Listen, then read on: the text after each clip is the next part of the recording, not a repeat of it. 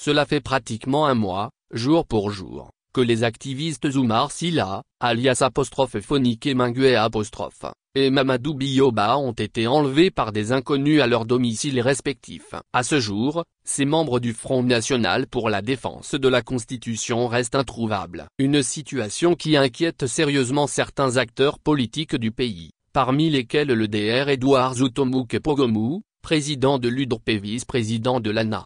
Joint par Guinée-Nève, ce leader a exprimé ses préoccupations face à la disparition de ses citoyens. Selon lui, le CNRD, en tant qu'autorité au pouvoir, devait être en mesure d'éclairer l'opinion publique afin de rassurer les familles des personnes enlevées. Dans un état de droit, on ne kidnappe pas les citoyens, on les convoque et ils se présentent d'eux-mêmes. C'est une source de grande inquiétude pour nous, et cette inquiétude ne fait que croître. Plus les jours passent sans nouvelles de Phonique Minguet et de Biyoba, plus nous nous inquiétons et envisageons le pire. On ne peut pas enlever des citoyens nuitamment sans que personne ne soit au courant de leurs conditions, voire de leur existence. D'autant plus que le parquet a totalement exonéré l'État et les autorités de toute implication. Comment peut-on prétendre ignorer où se trouvent ces citoyens enlevés? Nous avons de sérieuses inquiétudes et faisons appel à la magnanimité des dirigeants pour, au moins, apporter un brin de réconfort aux familles de ces disparus. Nous aurions souhaité que le CNRD et le ministère de la Justice nous rassurent quant aux conditions dans lesquelles ces messieurs vivent actuellement. De manière plus générale,